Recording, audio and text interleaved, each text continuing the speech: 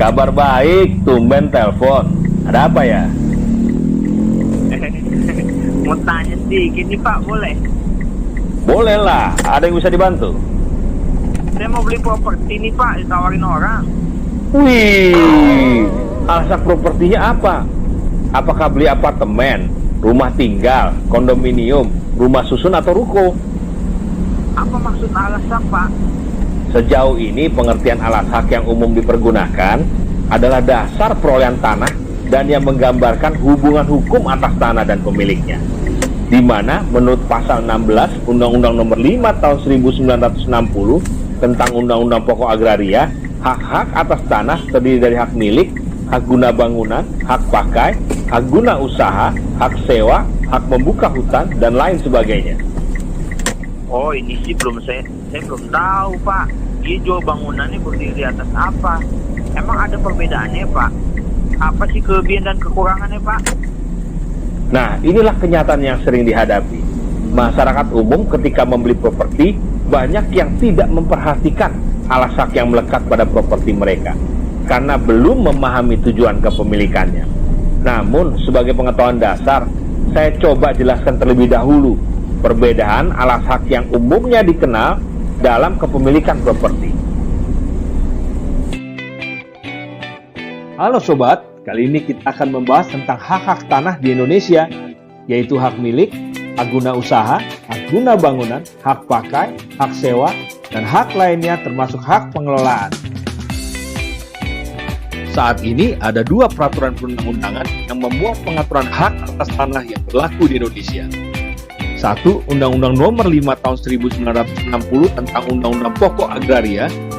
Dua, Peraturan Pemerintah Nomor 40 Tahun 1996 tentang hak guna usaha, hak guna bangunan, dan hak pakai. Menurut Undang-Undang Nomor 5 Tahun 1960, hak-hak atas tanah adalah sebagai berikut.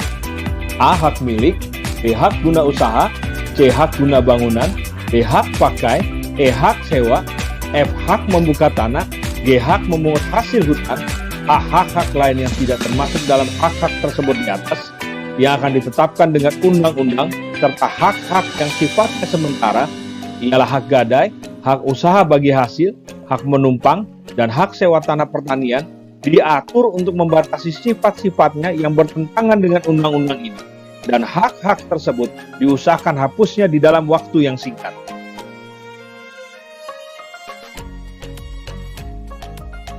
Nah, bagian ini akan membahas mengenai hak-hak tanah yang terkait dengan properti dalam hal pembangunan atau jual beli suatu properti, yaitu hak milik, hak guna usaha, hak guna bangunan, hak pakai, hak sewa, dan hak pengelolaan. Hak milik, yaitu hak terkuat dan terpenuh. Biasanya dimiliki secara turun-temurun, terkecuali apabila dilakukan jual beli. Hak milik atas tanah dapat dimiliki oleh perseorangan, yaitu warga negara Indonesia, dan badan-badan keagamaan dan sosial sepanjang dipergunakan untuk usaha dalam bidang keagamaan dan sosial diakui dan dilindungi. Badan-badan tersebut dijamin pula akan memperoleh tanah yang cukup untuk bangunan dan usahanya dalam bidang keagamaan dan sosial. Sedangkan hapusnya hak milik bagi perseorangan adalah apabila warga negara Indonesia melepaskan status kewarganegaraannya, maka terhitung 1 tahun kemudian, hak milik tersebut menjadi hapus, namun hak-hak lain yang membebaninya tetap berlaku. Dan setiap warga negara yang selain memiliki kewarganegaraan Indonesia, juga memiliki satu atau lebih kewarganegaraan lain, maka hak miliknya menjadi hapus terhitung 1 tahun kemudian. Menurut pasal 27 Undang-Undang Nomor 5 Tahun 1960, hak milik dapat hapus karena A. Pencabutan hak, B. Penyerahan sukarela, C. Ditelantarkan, D. Karena ketentuan pasal 21 ayat 3 dan pasal 26 ayat 2, F. Tanahnya menjadi musnah. Hak guna usaha atau HGU adalah hak mengusahakan tanah yang dikuasai langsung oleh negara dalam jangka waktu tertentu untuk perusahaan pertanian, perikanan, dan peternakan. Yang dapat memperoleh HGU adalah warga negara Indonesia dan badan hukum yang didirikan dan berkedudukan di Indonesia. HGU berdiri di atas tanah negara yang memiliki jangka waktu maksimal 25 tahun, namun bagi perusahaan yang memerlukan waktu lebih lama dapat diberikan jangka waktu maksimum 35 tahun. Dan masing-masing dapat diperpanjang maksimum 25 tahun, di mana perpanjangannya wajib diajukan 2 tahun sebelumnya. Luas minimum HGU adalah 5 hektar. HGU dapat pula dibebani hak tanggungan. Namun, hak tanggungan tersebut menjadi hapus ketika jangka waktu HGU berakhir dan tidak diperpanjang. HGU dapat menjadi jaminan hutang melalui pemberian hak tanggungan, di mana jangka waktu hak tanggungan seketika berakhir apabila jangka waktu HGU juga berakhir. HGU dapat beralih dan dialihkan kepada pihak lain apabila dilakukan jual beli, dilakukan tukar-menukar, adanya penyertaan modal, dilakukan hibah, atau pewarisan. Namun setiap peralihannya wajib didaftar di BPN setempat. HGU menjadi hapus apabila jangka waktu dari HGU tersebut berakhir. HGU dialihkan ke pihak lain. Pemilik HGU melepaskan secara sukarela. HGU itu dicabut oleh keputusan pemerintah. HGU ditelantarkan, tanahnya musnah, dan pemegang HGU bukan lagi warga negara Indonesia, atau badan hukum yang menjadi pemegang HGU tidak lagi berkedudukan di Indonesia. Hak guna bangunan atau HGB adalah hak untuk mendirikan bangunan dan atau memiliki bangunan. HGB memiliki jangka waktu maksimal 30 tahun dan perpanjangannya maksimal 20 tahun, di mana pengajuan perpanjangannya wajib dilakukan 2 tahun sebelumnya. Perpanjangan HGB di atas tanah hak pengelolaan wajib mendapatkan persetujuan pemegang hak pengelolaan terlebih dahulu. Pihak yang dapat memiliki HGB adalah warga negara Indonesia atau badan hukum yang didirikan dan berkedudukan di Indonesia. Tanah yang dapat diberikan hak guna bangunan adalah tanah hak milik, tanah hak pengelolaan, dan tanah negara. HGB di atas tanah hak milik maksimal adalah 35 tahun. Dapat diperpanjang dengan HGB baru, di mana dibuktikan dengan akta PPAT dan didaftar di kantor Badan Pertanahan Nasional setempat. Hak guna bangunan dapat dijadikan jaminan hutang melalui pemberian hak tanggungan, yang jangka waktunya seketika berakhir sesuai jangka waktu di dalam hak guna bangunan tersebut apabila tidak dilakukan perpanjangan. Hak guna bangunan juga dapat dialihkan melalui jual beli, tukar-menukar, penyertaan modal, hibah, dan pewarisan, di mana setiap peralihan tersebut wajib didaftar di kantor Badan Pertanahan Nasional setempat. Hak guna bangunan juga dapat menjadi hapus apabila jangka waktunya berakhir dan tidak dilakukan perpanjangan, dilepaskan oleh pemiliknya secara sukarela, tanah di mana HGB berada ditelantarkan, tanah menjadi musnah, pemegang hak guna bangunan bukan lagi warga negara Indonesia atau badan hukum yang berkedudukan di Indonesia, dibatalkan oleh pemerintah, tanah di mana hak guna bangunan berada, pemegang hak milik atau hak pengelolaannya dicabut berdasarkan Undang-Undang Nomor 20 Tahun 1961. Yang berhak untuk mendapatkan hak pakai adalah A. Warga negara Indonesia, B. Badan hukum yang didirikan menurut hukum Indonesia dan berkedudukan di Indonesia, C. Departemen, lembaga pemerintah non-departemen, dan pemerintah daerah, D. Badan-badan keagamaan dan sosial, E. Orang asing yang berkedudukan di Indonesia, F. Badan hukum asing yang mempunyai perwakilan di Indonesia, G. Perwakilan negara asing dan perwakilan badan internasional. Sedangkan tanah yang dapat diberikan dengan hak pakai adalah tanah negara, tanah pengelolaan, dan tanah hak milik. Hak pakai. Hak pakai memiliki jangka waktu 25 tahun dan dapat diperpanjang maksimum 20 tahun atau jangka waktu yang tidak dapat ditentukan selama tanah dipergunakan untuk keperluan tertentu. Hak pakai atas tanah hak milik memiliki jangka waktu maksimum 25 tahun dan tidak dapat diperpanjang, tetapi diperbaharui dengan hak pakai yang baru. Hak pakai wajib didaftarkan dan terhitung berlaku sejak pendaftarannya di kantor BPN setempat. Pemegang hak pakai diberikan sertifikat hak atas tanah. Hak pakai di atas hak milik harus dibuat akta di pejabat pembuat akta tanah atau PPAT dan didaftar di buku tanah BPN.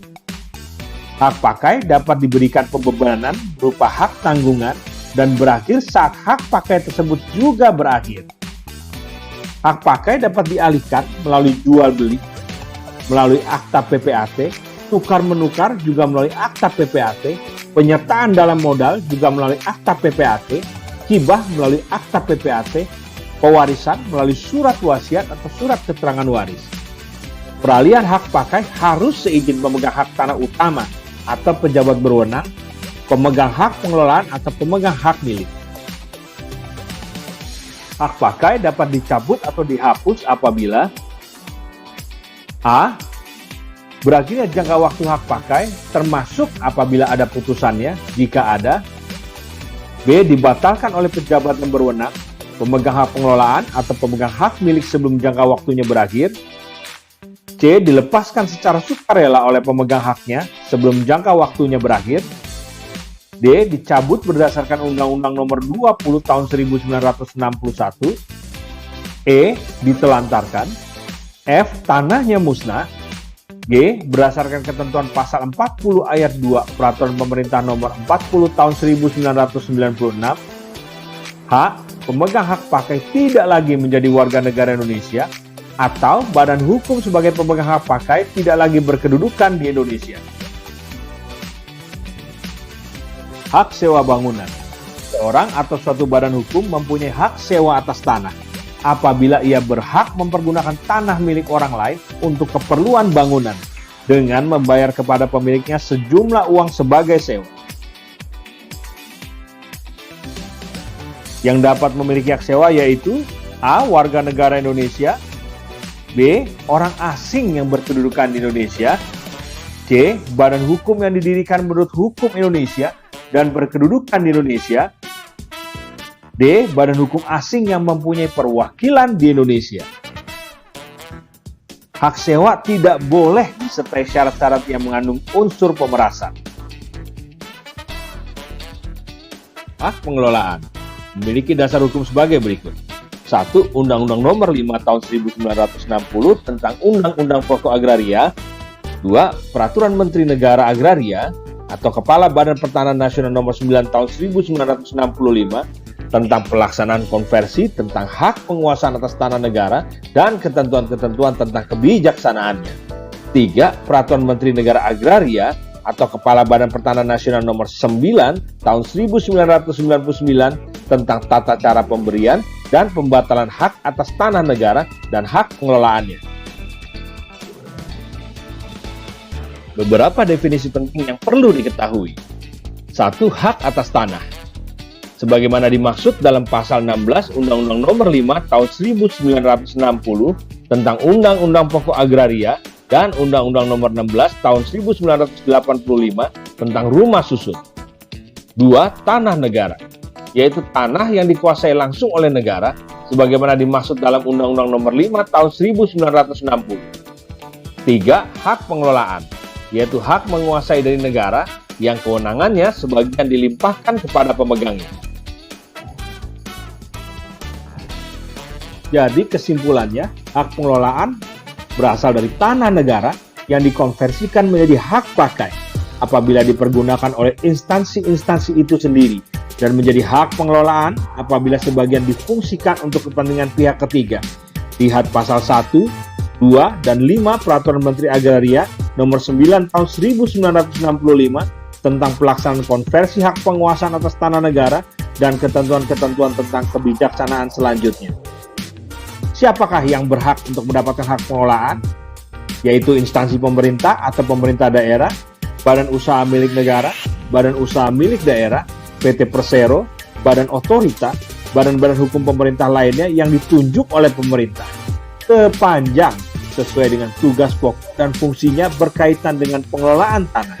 Lihat pasal 67 Peraturan Menteri Agraria dan Tata Ruang Nomor 9 Tahun 1999 tentang tata cara pemberian dan pembatalan hak atas tanah negara dan hak pengelolaan.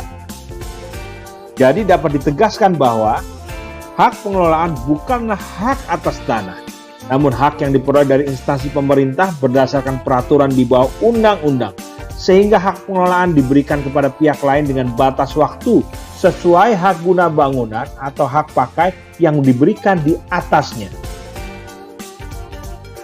Sekarang saya baru tahu bahwa pentingnya untuk mengetahui alas hak properti yang kita hendak beli ya Pak.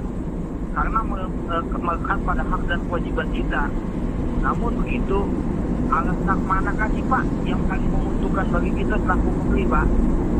Sesungguhnya keuntungan yang didapat dari pembelian properti tergantung dari kepentingan pembeli itu sendiri dengan tetap memperhatikan pengaturannya menurut undang-undang yang berlaku. Jadi setiap pembeli berbeda-beda dalam memandang mana alas hak yang paling menguntungkan karena semuanya tergantung pada tujuan dan kepentingan pembeliannya. Jadi kalau kepentingan buat investasi bagaimana ya Pak? Bagus juga, karena seperti berhitung menabung dalam jangka waktu tertentu, harga properti bisa mengalami peningkatan besar lagi. Ngomong-ngomong, emang investasinya mau direncanakan berapa lama, Pak?